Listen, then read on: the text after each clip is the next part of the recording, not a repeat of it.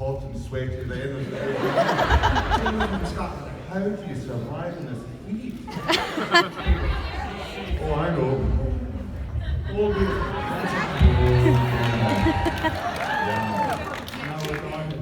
Yeah, and chicken, Well, Rory, welcome. Right. So I'd like to ask you a few questions. I know we're going to get all kinds of Game of Thrones questions. So I'd like to ask you a few things about some of your other projects that you've done. In fact, a couple of things that are real favorites. Yarp. But first, I want to start out early in your career because you did a lot of things before you were an actor too, right? Like Lumberjack, and there was something about a porridge commercial. Well, I mean, I left school and I went to forestry school and forest management. I chucked that and then travelled and then came back. I could climb and I could cut down trees and then end up being a self-employed lumberjack and I've moved around. I cut down trees all the time though still. Probably formed my character. When you grow up using chainsaws, you tend to be cussing and swearing a lot. So I was kind of a bit hound-like in that way anyway, throwing chainsaws about and sort of formed my character maybe.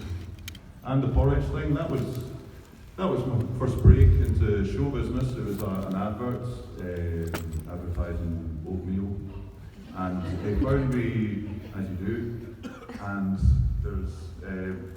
I was actually discovered. I used to swing around. I used to rappel off this very famous bridge called the Fourth Rail Bridge in Scotland, and I was one of the sort of mad painters that used to rappel down this bridge every day and paint it. And they had a documentary on these crazy guys, and I ended up showing off at the end of it and singing a song. And some advert agency saw me and went, that guy looks like the guy that's on the packet of this oatmeal. And that is how I got my first job into that business. And the funny thing was today I actually seen Val Kilmer. Did you manage to see Mr. Kilmer? He's about. I mean, he was a life changer as well in a way, because I remember I was broke. I was just come out of school, and I found I was moving around the mountains in Wales of all things, and I had to go home. I had no money. I was going to have to hitch home a long way. And I found a £20 note on the side of the road in the middle of nowhere. And that led me staying for another couple of weeks. And lo and behold, one of the quarries that I used to rock climb in, there was a castle built. I asked about it, and it turns out they were filming this film called Willow. And I got a part as an extra in Willow. And that's where I met Val. And then 15 years down the line, suddenly he's in my bedroom telling me how to work with Oliver Stone, and we're in Alexander together. And he really mentored me big time through that, and stayed my friend and looked after me. And I actually haven't seen him for quite a few years, and to be honest, the last time I saw him, I shook his hand in London, and he said, "My God, you've got really cold hands." And I said, "Well, to be honest, I'm down in my luck." He said, "Where are you staying these days?" I said, "To be honest, I'm staying under a bush in a park." I went, "Seriously?" He took me out to dinner and lent me $50. So tonight I'm looking forward to buying my meal, and I've got $50 somewhere. That's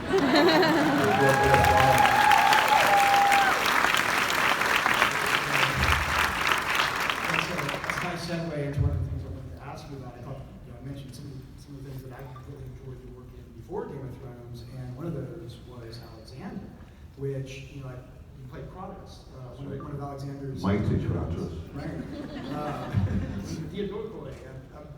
I did at the time I was in graduate school doing Greek archaeology, and so me and all of my buddies, we knew who all these characters were from history. And were you not quite impressed how quite close to the story they really... It was incredible. That's why I love it. Yeah. I love that movie. I know that critics have been kind of hit or miss with it. Yeah, I know. It's a shame. It's a shame. I think it still stands up. I think people like it. The It came on the telly the other day. I was staying at a friend's, and my sister phoned me, or texted me, and said, "You've got Alexander's on," and I ended up staying up to 4 in the morning watching it, crying. And for us, for someone like me that studies and stuff, to be able to see that world come to life, to see Alexandria on the screen, incredible. Remember the sets and everything? It's a spectacular film. It's an absolutely spectacular film. Now, I know that filming that was not easy. So you filmed, you were in North Africa, is that right? Yeah, we're in Morocco. And you've heard actors going, "Yeah, we went through boot camp, yeah, it was terrible." I mean, seriously, this was hardcore. And the cast were picked meaningly to be sort of kind of tough. They were tough nuts. You know, when I met Stone in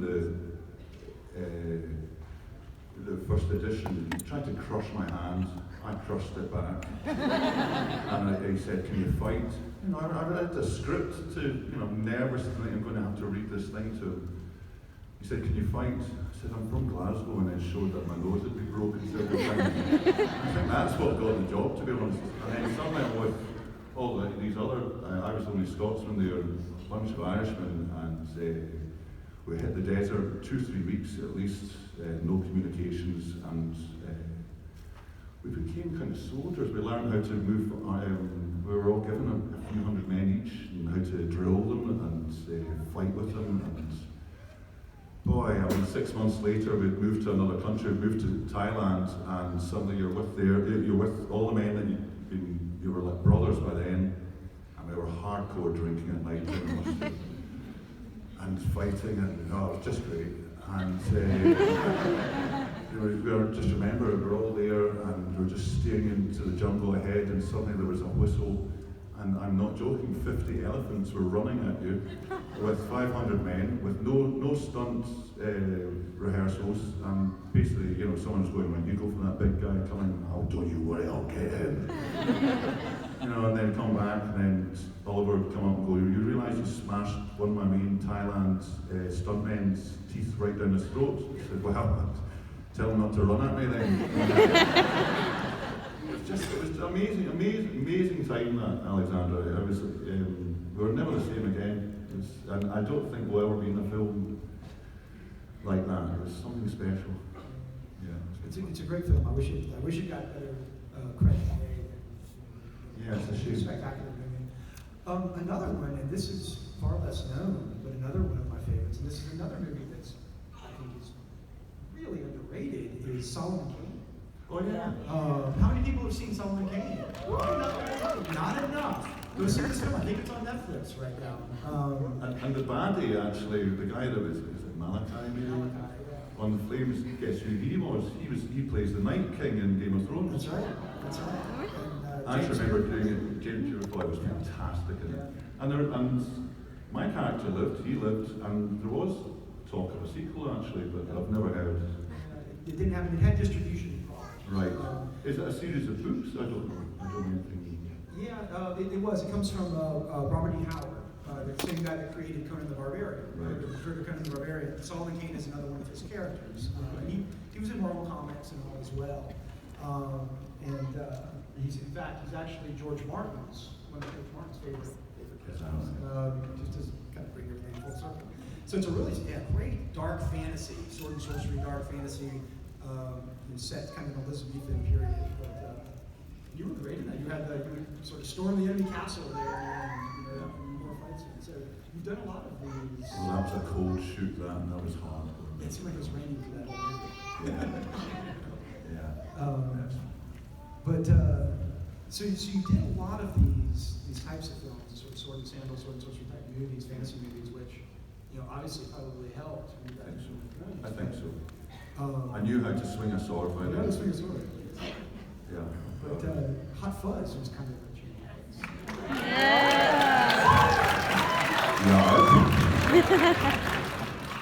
I actually met Simon Pegg a couple of years ago at a function in the hotel. I was wearing a kilt and I was walking down the aisle, and I was walking down this corridor of the hotel, and I saw him walking opposite me, coming towards me, and I remember him going, "Now effing way," and I suddenly just turned into Yarr. End up strangling him just for a laugh. And that was real fun doing that job. It's the one job that I knew that I would always remember my lines. I gotta say that the grocery store fight scene has got to be one of the best fight scenes. Yeah, that was cool. I remember it was Rowley, it was the main stuntman there for Simon, and he's actually the head stuntman in Game of Thrones now. And the first time I threw him across one of the alleys, I dislocated his shoulder, and then my body double was Daniel, who is very often the body double for the Hound, particularly in the big fight scenes in series 4, I think. And he hurt himself as well. But it was great fun. It was a really great bunch of characters. The cast were fantastic, especially the old. I like hanging around with old actors because they've got all the stories. Yeah. You find out where their secret pub is, because they usually pick a pub away from all the rest. A bit of a longer walk, and I found out their pub and they let me in. And I was told to shut up and listen to their stories, which was just a pleasure. That's very cool. So let's talk about Game of Thrones a little bit. We'll jump to questions. How did you get the part? How did the casting call?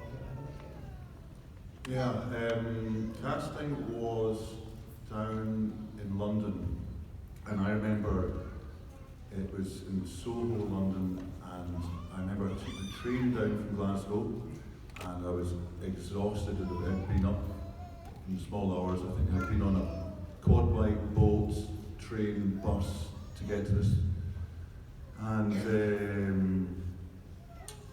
I fell asleep on a park bench waiting for my time to come up, and I remember getting kicked by a park warden in the feet going, "Hey, you know the rules here." He thought I was a tramp. And, people were coming in here for their lunch, and so I remember dusting myself off and just going, "Excuse me."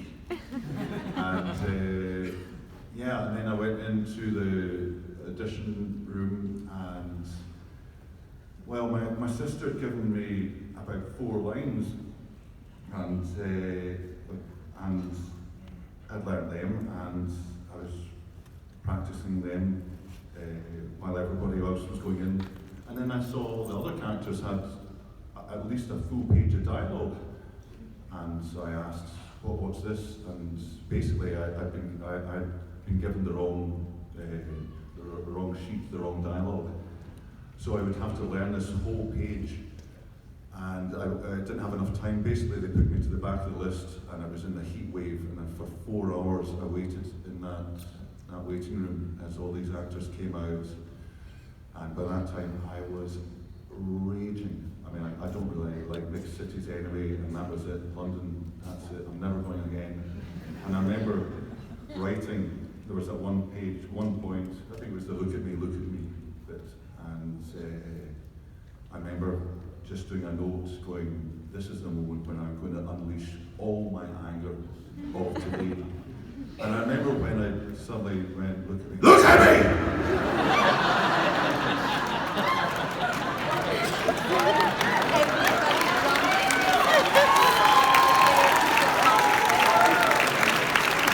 And the guy nearly fell off his chair, like that. And I walked out. I said, "Do you want me to do another one for fun?" And well, I don't. Apparently George Martin that saw it, and they saw me doing that, and it terrified him, and I got the part.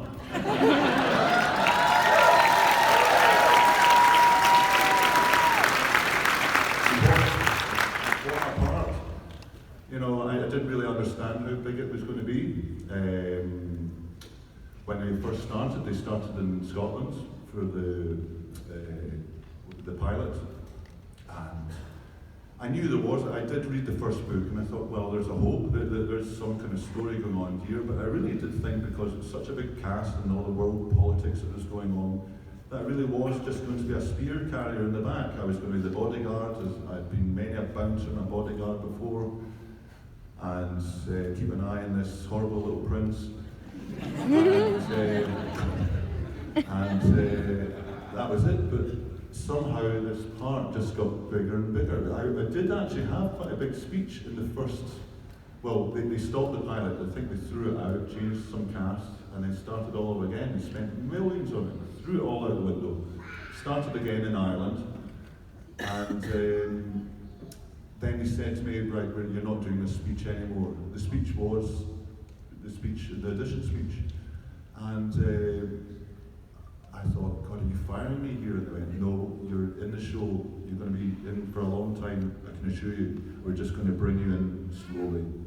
And they did. It took a time, but it was wonderful because my part got more and more, and we really did grow over the season. And for them to go on the side journey with this road trip with the Hound and Aria later on, it was incredible. You know?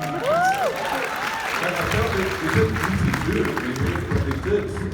And you guys, the fans seemed to love it, and the humour of it. Maybe there was a kind of gentle relief amongst all the seriousness that was going on.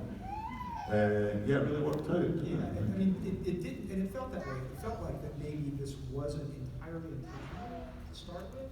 Yeah. But that art just became so great. Yeah, maybe they looked at it and just started, or maybe they didn't know what, I don't know. Maybe they saw us and went, let's just carry on this road trip for a bit longer. Yeah. I don't know for sure actually, but maybe. Yeah, I kind of felt that way. All right, well, why don't we, I know we have a lot of people who want to ask some questions, so why don't we go ahead and pitch it out to the audience? Yes, hi. Hello. It's a perfect segue in your story of how you got the part. So I'm going to ask, how much of your character, of yourself, did you bring to your character, and how much of the Hound is total antithesis to who you are? Well, unfortunately, I would say quite a lot of the character of Hound is a bit like me. I mentioned this growing up with chainsaws and bolts, and I've got to watch, I can't swear, but I really have been effing and blinding all my life. There's that kind of thing, and I have actually, I'm quite a loner, really. I'm very happy with myself doing that way. I'm not walking around full of hate, but I mean, I'm known by my friends as some grumpy bastard. I admit it, but it's just the environment I'm in, I suppose. But yeah, that's about it really, just a few character traits like that, especially the grumpiness. And people know not to mess with me if I haven't had my breakfast, that's for sure. It's awful, my temper is awful. But once you feed the big man, everything's okay. Otherwise, we'll chop your head off with an axe. Yeah, that's right, I'll chop his head off. Let's go, Mary. Who would you kill in the Game of Thrones series who you haven't killed already? Could you repeat it one more time? Who do you kill in the Game of Thrones series who you haven't killed already? Yeah, who would you like to kill which you haven't already killed? I'm not going to say the mountain. I mean, I would have loved to kill Joffrey. That would have been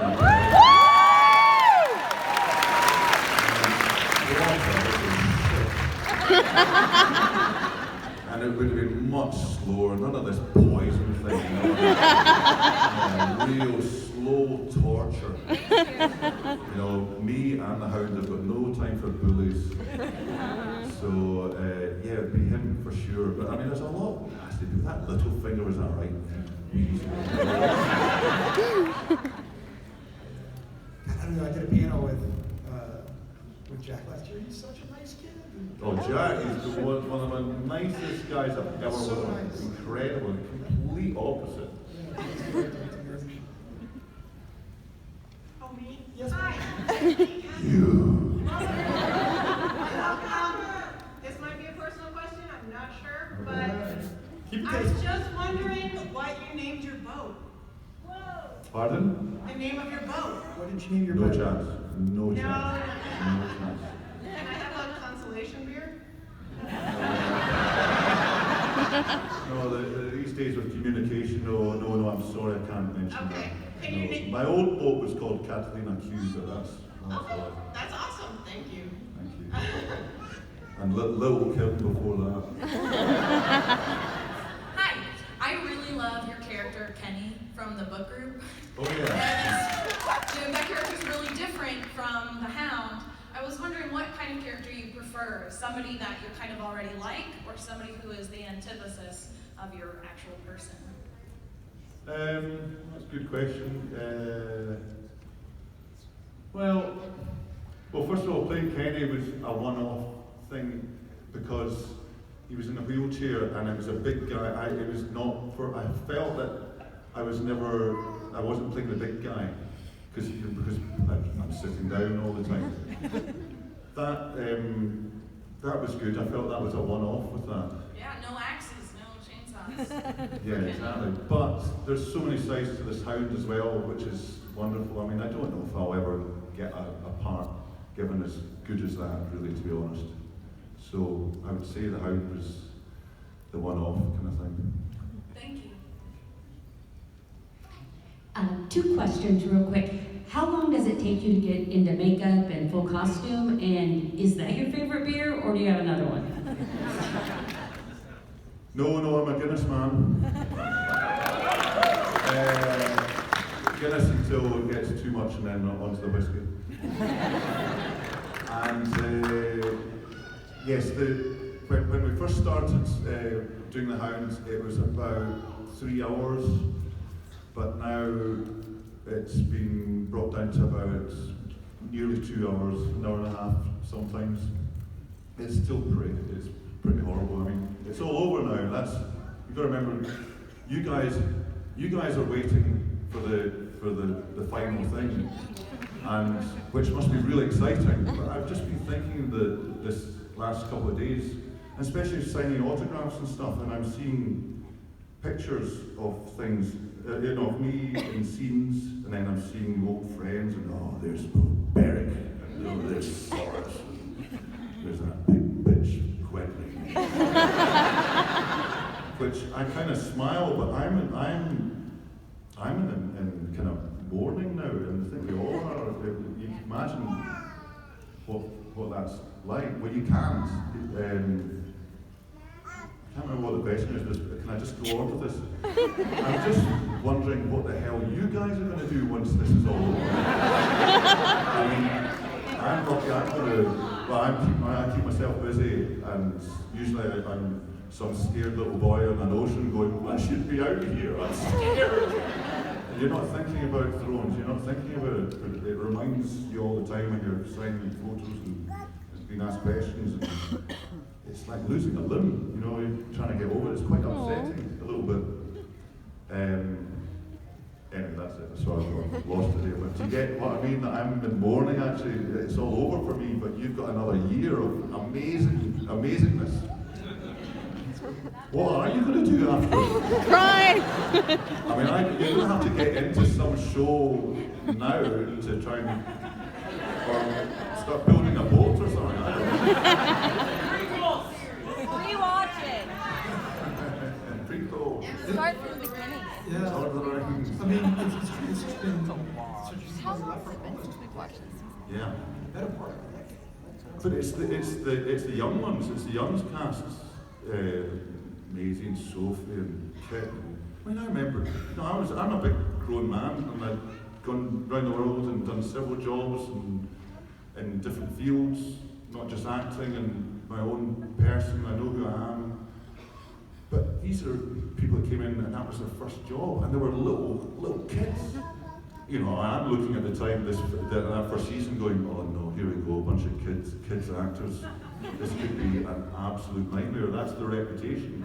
But somehow, I'm not joking, every single one of them has been fantastic. Absolutely wonderful people.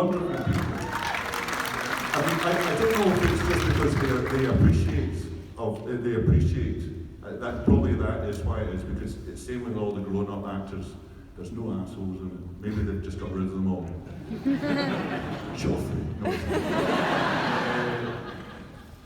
Yeah, it's amazing that how they've all grown up and they've really handled it well. And they've grown up into adults really well, and yeah, they're cool. You know, if you met them, you wouldn't even necessarily know what they did if you didn't know about Thrones. You just think you're all right. I mean, like Jack's talking about going back to school, going to graduate school. Yeah, isn't that fantastic? But I do remember being around at dinner, and there was all these actors going, so what are you doing next year? What are you doing? Oh, well, I'm going into this, and I'm going to do that. And they got to Jack, what are you doing, Jack? Well, I'm giving up, I'm going back to university. Oh, well, this is career suicide, says one person. And I'm going, good on ya, Jack. I don't want to see him again. Good on him, I want him to do that. I bet he comes back or something. Hi, thank you for coming here, by the way. Pleasure, all part of the service. Besides the Hound, what character have you played in the past that you would relate to the most?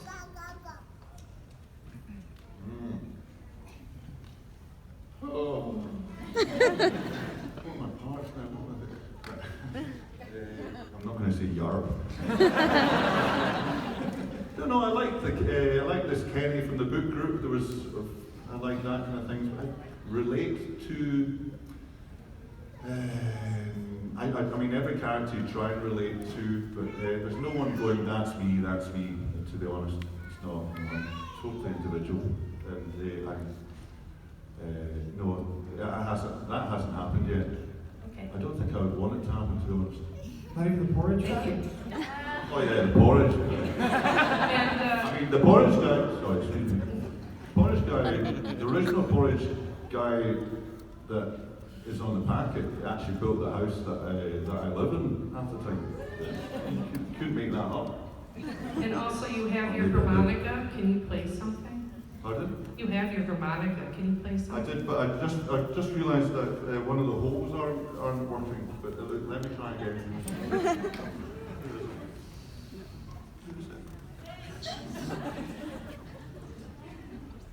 It's so small, I can't find it. That sounded so wrong.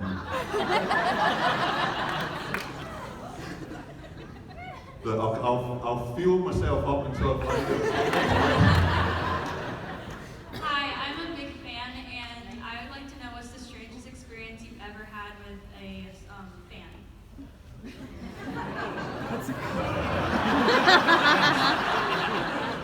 Well, there's one fan I met one night, and it affected my putt. I play golf, and it affected my putting for at least a month. I had to sign 2 inner thighs with my face on them last week. What? That was pretty weird. And I've never signed my name with three N's either, but you know, when in Rome. Find my harmonica.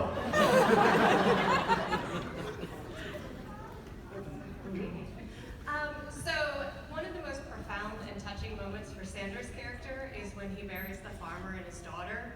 Can you tell us a bit about your thoughts and feelings during that scene in regards to Sandra's growth as a character? And also, I know you can't give us details, but can we look forward to more contemplative and redemptive scenes for the Hound in the next season? Well, I'll go to the last one. Can we look forward to? No, I really, honestly don't want to reveal anything with that. I can't. Yeah, and sorry, I don't know what you're talking about. This bowl thing. What is that? Some bowl? It's a game bowl. No, I'm not saying anything about that. I can't. Now, what was the question about the farmer and the daughter? Yes, I remember that scene. One of the most profound and touching moments for Sandra's character is when he buries the farmer and his daughter. Yes. Can you tell us a bit more about your thoughts and feelings during that scene in regards to Sandra's growth as a character? So my feelings about what was happening there. Yeah. Yeah, because he'd been back. He'd been to that. He'd remembered and realised that his words, as true as they were, they'll be dead by winter. Came back and saw this kid that'd been killed by the dad and out of mercy, and and it all come true, and he felt, well, he was sad with it, because it was true, and he was softening by that time, I think, and showing a bit of remorse, and just trying to do the right thing, and yeah, it was quite a moving scene, that, wasn't it? Yeah, that's all I seem to remember from it. Okay, thank you. Okay. I think it's a powerful scene for the audience's perception of.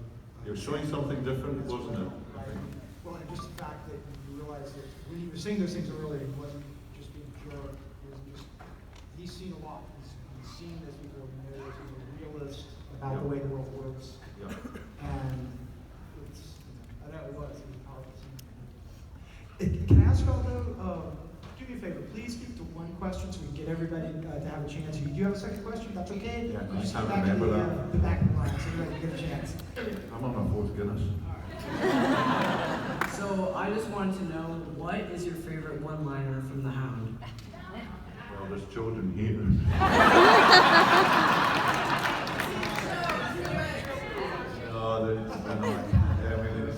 I have actually enjoyed all the swearing, to be honest. You know.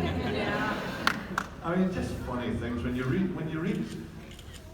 Remember this first scene with Tormund, "You're the Hound," and just F off. You know, like you read that, and one, it's funny, and two, God, that's the way I talk half the time as well. You know, get me in a bad day. Excuse me, are you the Hound? F off. It's so funny how the amount of people that go away quite happy. I mean, they have done a hell of a job.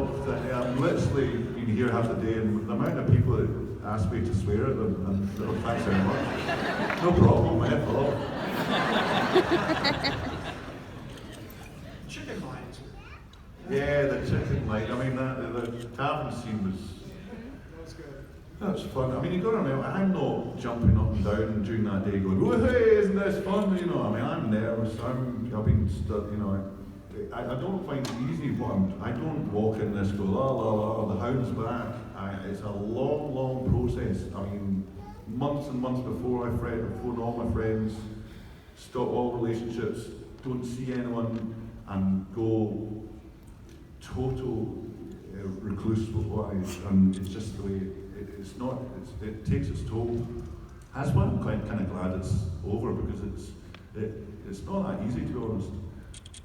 But yeah, for example, the chicken scene. I mean, it was great fun. But I've still got my brother-in-law, who's the props man, laughing away, filling up a pint with David and Dan, the producers, chuckling away, and I'm on my third liter of flat ginger beer. You know, it's not easy. I'm just looking forward to get all this dialogue over and get on with the fight. And the fighting's been fun actually, because that's just full on aggression. You know, that's just a pleasure. Do you do a lot of your stuff? Yeah, I do. I do all my stunts. You know, I'm trying not to do them, but it's funny how you've got a stuntman always ready to go, but they just, whoever's filming it, going, "No, you do it. Take the kicking, go for it." You know, I mean, every season I'm bruised. The last season on that dragon, that's what killed my legs, because I was in the back of the dragon and I'm having to do the splits. It's got a big ass, that dragon. And then running with a white on my shoulders, and then I'm limping through the winter, and then we get the call, right, we're starting again. You look at the script and you go, "Oh my God, here we go again." Like, one more time, "Come on, big man, you can do it!" But I mean, the thing is, I mean, I've experienced in the last few weeks finishing off Thrones, all these actors, they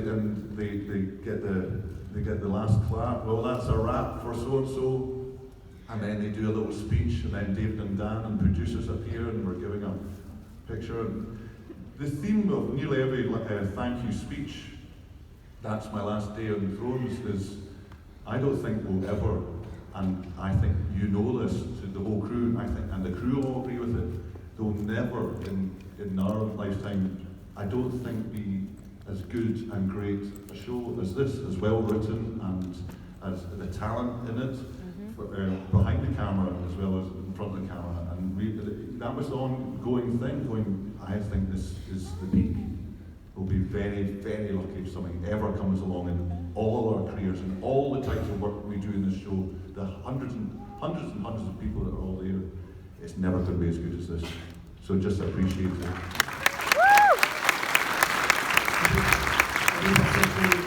As somebody who does work on popular culture, looking at popular culture history, this is going to be a show that 50 years from now, people are going to look back on and see, I mean, it changed everything. It was a game changer. It changed how we consume our media. Game of Thrones really did that. So yeah, that's so true. It's a really special show. What do you mean by changing it? What do you mean by that? I think that the way it's been viewed. Yes, changing. So now, streaming, for example, it was around before that, but Game of Thrones made this idea of taking taking a story that you have and doing something in between what would have been a 3 or 4 hour film and a 22 episode normal television series, condensing it down so that you can have a larger budget with fewer episodes and do almost film quality level work, but in its story arc that has enough room to breathe that you can't do in a 3 or 4 hour film. Yeah. It doesn't feel stretched out like a 22 episode normal television season. Yeah. A few things have done that before that. Rome, was also instrumental in that, but it was Game of Thrones that I think really sold this new way of storytelling. And so now everyone is emulating. I deal with do a lot of work as an advisor on certain franchises and stuff. One of those is Conan the Barbarian, I mentioned earlier, right? So there was the film that Jason Momoa did. Well, those property owners now, they're not even looking to do a film again.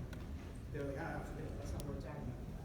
It's doing this type of a streaming series, so they're doing a show with Amazon, right? Doing their streaming. So it's changed the industry, tremendously. People, it was around before that. Does this mean I'm going to have to get the internet? I mean, I look at the internet. I go to the library once a week. It's changed forever. Yeah. For the better. I think creatively, it's such an interesting way to see it. Yeah. You're a part of history. You kind of already answered the question I wanted to ask. Originally my question was going to be what was the most physically demanding scene, but instead what was the most emotionally demanding scene? Also, I love you.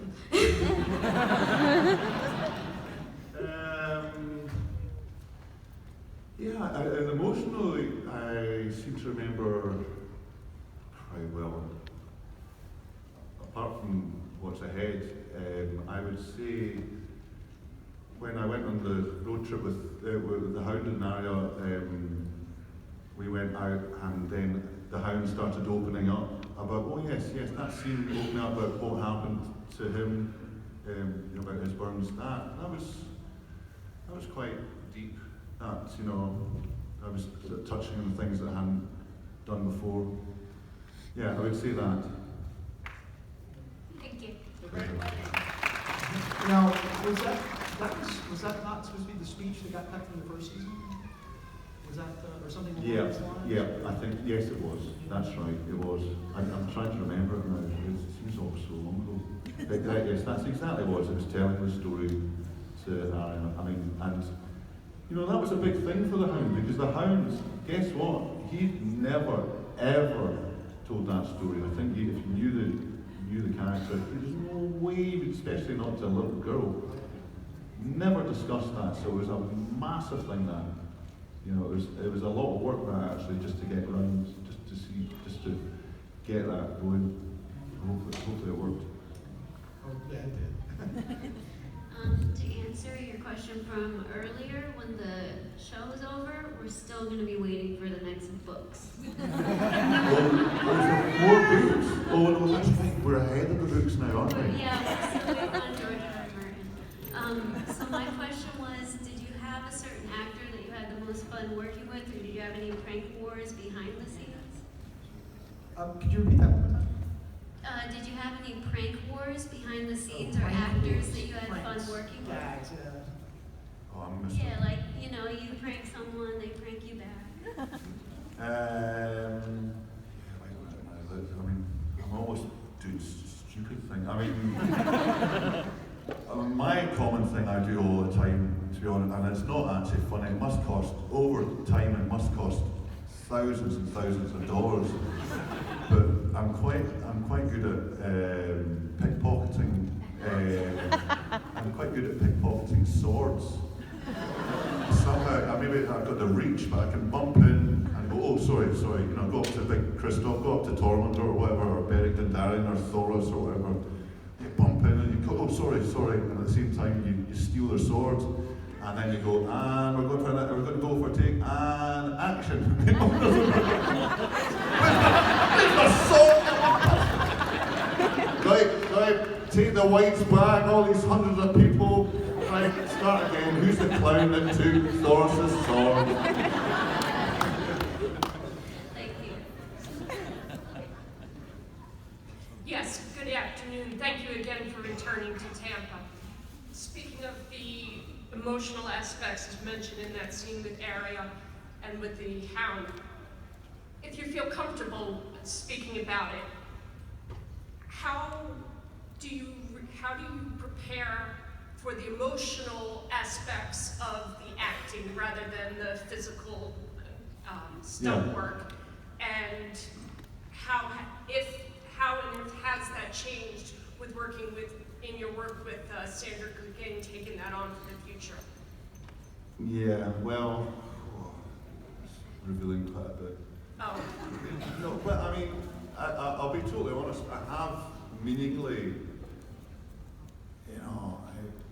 going back to that scene, I think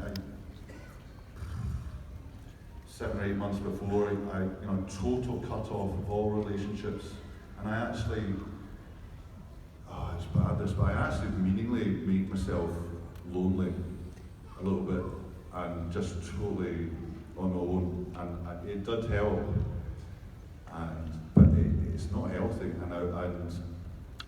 and to be honest, I'd like to stop that. I'd like to be a better actor, not take that home, because it ain't healthy, is it? I still don't understand how actors have wives and kids, and they've been doing terrible things during the day, whatever, especially in Game of Thrones, and then come back and have to deal with, just normal life. I've never managed to do that, so it does take its toll, to be honest, and I would like to stop that. Get a grip, Rory. Thank you again. If you could be any other role in the Game of Thrones, what would you Thank you. I think, well, there was this brothel owner. Yes. I just like to, I would have, I like Bronn. He was quite a laugh. Yeah. Bronn was good. When the Hound and Bronn met, we were very, very alike, I suppose. Only I was taller. Bronn had the wit. But I love Tyrion. Tyrion's just incredible, just sharp wit. Yes, he is. He's a courageous man, and Tyrion or Bronn? Thank you. You should be watching it in front of you.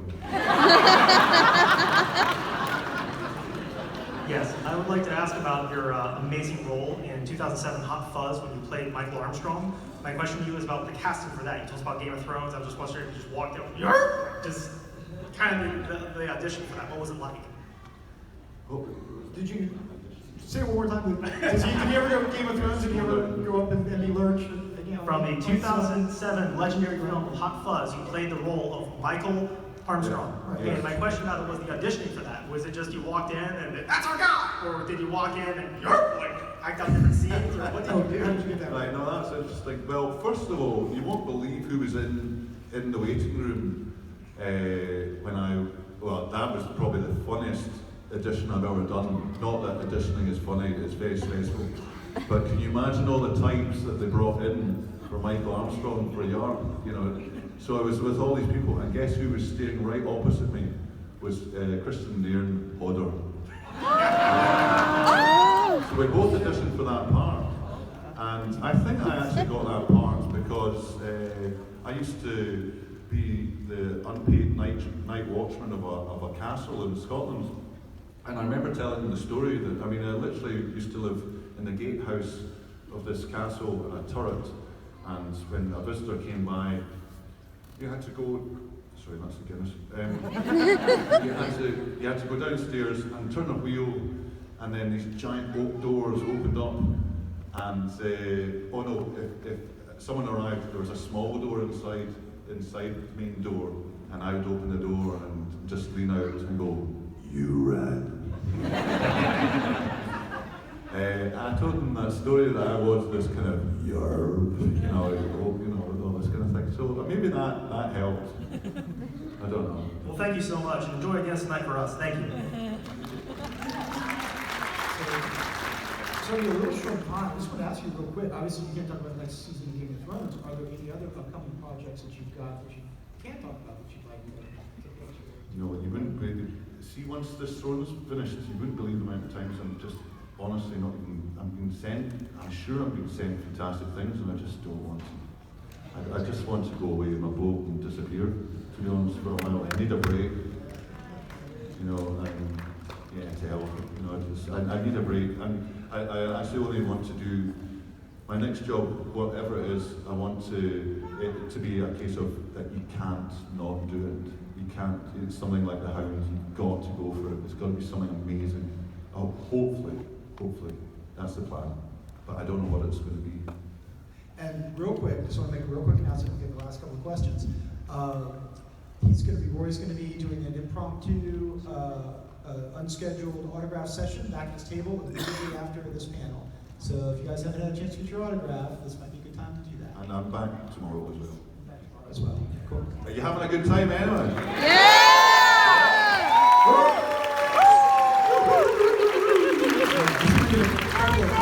Tricky question, Tim. Yeah. Of all of these skills you develop as an actor, like improv, sword fighting, what's the one that you're most proud of? Sorry, could you repeat one more time, a little louder? Of all these skills you picked up while acting, what are you most proud of? Well, I've liked getting to be quite a good swordsman, to be honest. That's been great. I actually took my swords home, and to be honest, I remember being drunk last week. No one was about, and I had the big sword out, and I was just running around. Thank God there was no one about. I nearly chopped my own head off. But yeah, that's it. Now I'm quite a good swordsman, so that's been it, to be honest. Okay, last one, really quickly. Hi, I'm sorry, I'm kind of starstruck right now. I'm a really big fan of yours, so I'm kind of fangirling on the inside right now. So my question was kind of a relationship development with Arya Stark. I know that you can't reveal anything about the new season, but do you think that Arya Stark now, with everything that she knows how to do, that she would actually be able to defeat the Hound if they were to go into that? Great last question. She did beat Brienne. Who beat Brienne? Arya. Could Arya beat the Hound? Do you think See, I Arya haven't could? watched it. Did she beat Brienne? Kind of, yeah. I haven't watched it. Don't remember, I haven't actually watched it. Yeah. A lot. I read the script, but I forgot that bit. Yeah. Oh, she was taught by the best, of course. And she's so nimble. She is that little Jack Russell with a little bitch. I think she would, to be honest. Really? Yeah. I'm the big. She's with that bloody needle. Needle that kept on my leg every time I walked with her. But it did its damage. Yes, I think she could defeat the Hound, unfortunately. I talked her too well.